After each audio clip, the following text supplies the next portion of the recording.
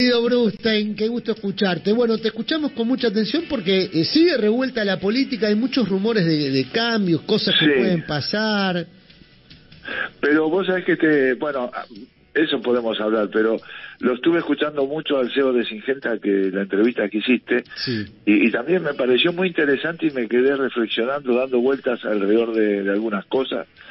Hay una cosa que me pareció interesante, cuando él dice que no es un tema especulativo ni político lo que motiva a los productores a sentarse sobre las cosechas, sino que es un acto normal en un comerciante, digamos, que elige vender su producto cuando le resulta más conveniente, o en el caso, o al revés, digamos, cuando cuando defiende el precio del producto. Me pareció interesante, y uno pensaría que ojalá fuera así siempre, ¿no? Y creo que hasta puede ser cierto para un sector, no sé, la verdad que para mí me resulta muy difícil evaluar cuánto de los 100.000 productores que hacía referencia responden o actúan con esa motivación. Estás tocando un punto central, Luis. Vos sabés que esta mañana hablábamos con Pedro Peretti, que está muy enojado, productor agropecuario. Iba a eso. Pero te quería decir, porque hay una cosa que para mí es clara. Los directivos de las organizaciones de la mesa de enlace, es muy claro que tenían motivaciones políticas y especulativas relacionadas a lo político, ¿no? De desgaste a un gobierno y para favorecer a la fuerza política con la que ellos... Sí, la mesa del Este, ¿no? Es una mesa de campaña de Juntos por el Cambio. Juntos por el Cambio, exactamente. O sea, ese sector no lo podemos incluir en la definición que planteaba... Bueno, ese sector que de alguna manera estuvo bien representado en el acto que hicieron en Gualeguaychú cuando cortaron las rutas ahí, ¿no? Que ahí no se puede hablar de que hubo solamente una actitud de resguardar mi propiedad frente a la inestabilidad del mercado, sino que ahí hubo en los discursos, en la forma en que se expresaron, en la forma violenta en que se expresaban, hubo una actitud muy clara de especulación y de interés político que no se puede equiparar así a las motivaciones que estaba planteando este CEO. Pero sí creo que en todo lo demás es cierto que pueda existir esa motivación. Lo de Peretti, vos sabés que lo estaba viendo. Y es cierto, el pequeño productor no tiene resto para guardar una parte de la producción y sentarse encima de ella, esperando que haya mejores precios. Él está obligado, produce y tiene que rendir la cosecha rápido, porque necesita ese capital para recomponer y además para el gasto en su vida cotidiana. Con lo cual, ese productor ya rindió en los primeros meses del año, y ahora los que van a recibir un precio más alto, favorecidos por esta situación, quedan afuera los pequeños productores, con lo cual se hace una diferenciación que sí es correcto la bronca que planteaba Peretti en ese sentido, ¿no? Esa es una crítica que yo creo que es muy correcta y que tiene que ver con el manejo concreto de una área que Peretti conoce muy bien. Siguiendo con el hilo del pensamiento del comercio, digamos, tomando la motivación esa, digamos, como la motivación central o sobre la cual tendría que trabajar un proyecto económico, un modelo económico que los tome en cuenta, los involucre en ese sentido. Cuando él hablaba ponía énfasis mucho en que el peso no tiene valor de referencia, y sino que el valor de referencia entonces tiene que ser el dólar, con lo cual se genera un país con dos realidades, ¿no? Un país que gana en dólares y un país que gana en pesos y gasta en pesos, que somos la mayoría, y un país que gasta en pesos y gana en dólares, ¿no? Que sería el exportador, o que sería este sector.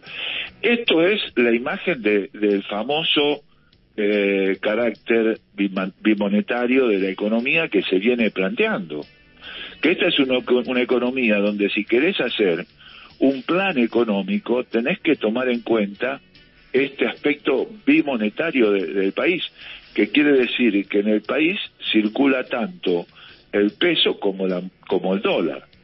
Entonces vos podés hacer dos cosas: podés dolarizar la economía, con lo cual los costos internos se te van al diablo, y muchos de estos productores, ni siquiera los medianos o los más o menos grandes, podrían exportar, tendrían capacidad para exportar, porque los costos internos serían altísimos. Y la otra posibilidad es tener tu propia política monetaria, pero en este caso tiene que ser bimonetaria. ¿Y cómo haces? Con el peso, bueno, vos la tenés clara, porque tenés la Casa de la Moneda, que fabrica los pesos según una ecuación que te mantenga estable tu macro, ¿no? Que no te genere, que eso no se pase, digamos, de rosca.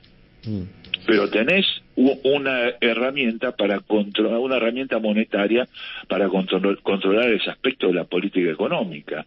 Ahora, ¿cómo haces? Si vos no tenés la fábrica, la Casa de la Moneda de dólares, en una economía donde circula el dólar, ¿cómo haces para obtener los dólares para que circulen sin que te afecte la macroeconomía?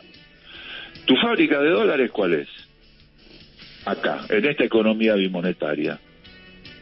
Sí, es la exportación.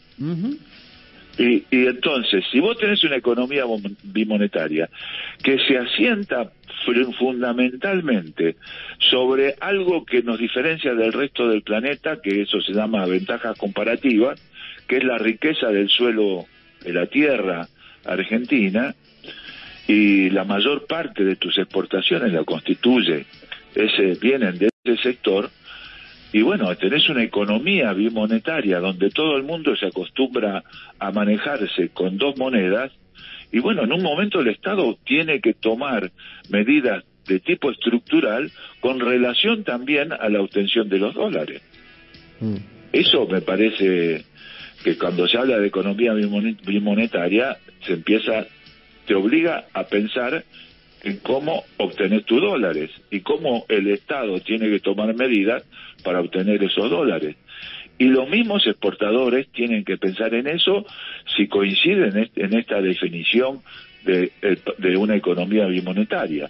Y tienen que tener cuidado, porque de las dos opciones, o sea, una que sea la intervención estatal de alguna manera que los afecte lo menos posible, por supuesto, pero que de alguna manera el Estado tenga algún tipo de control, es esa una opción, o la otra opción es dolarizar, cuando se hizo el 1 a 1 y se fundieron un montón de productores, como vos decías, ¿no? Entonces quedan esas dos alternativas. El otro punto que me puso ahora, se naturaliza que el productor, incluso en la motivación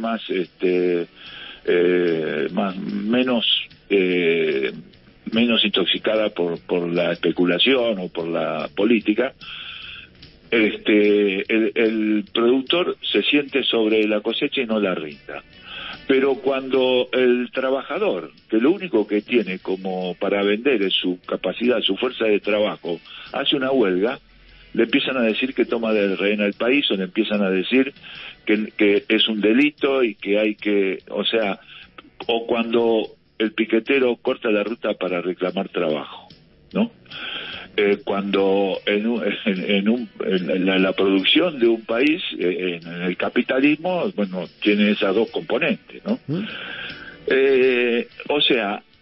Me parece que en esta discusión y en este punto de crisis tan difícil de resolver, yo que no soy economista, me parece que salen a relucir aspectos que tienen que ver con la economía del país y que no se terminan de discutir, y que realmente, si se trata de una economía bimonetaria, el Estado en algún momento tendrá que tomar alguna medida y los productores tendrán que aceptarla, porque la otra medida es la de dolarizar y al diablo, ¿no? Y eso tendrá que llegarse a un punto. Va a tener que empezar a haber una negociación que tenga que estar relacionado con eso. Por eso, cuando se habla de retenciones, no se trata de un castigo, sino que de alguna manera las retenciones aparecieron acá y en todo el mundo, de alguna manera porque este fenómeno se produce en casi todos los países que tienen este tipo de exportaciones, ¿no? Y yo lo que creo es que el exportador, o sea, el productor agropecuario también, no solamente el que exporta, sino el que resulta afectado también por estos mecanismos económicos, tienen que sentarse y pensar en este efecto también, en algo que a ellos no les genere pérdida, por supuesto, que también les genere ganancia y les permita vivir vivir bien, por supuesto, ¿no? Pero que en algún momento van a tener que aceptar sentarse va a llegar una encrucijada en que ellos se tengan que sentar a discutir este tipo de situaciones. Bien, Luis, veremos cómo transcurre esa historia, que en algún punto es la historia de la Argentina, no de este momento solamente. Totalmente, exactamente, es así. Te mandamos un abrazo grande, feliz cumpleaños con atraso. Bueno, muchas gracias. Te mandamos ayer un abrazo.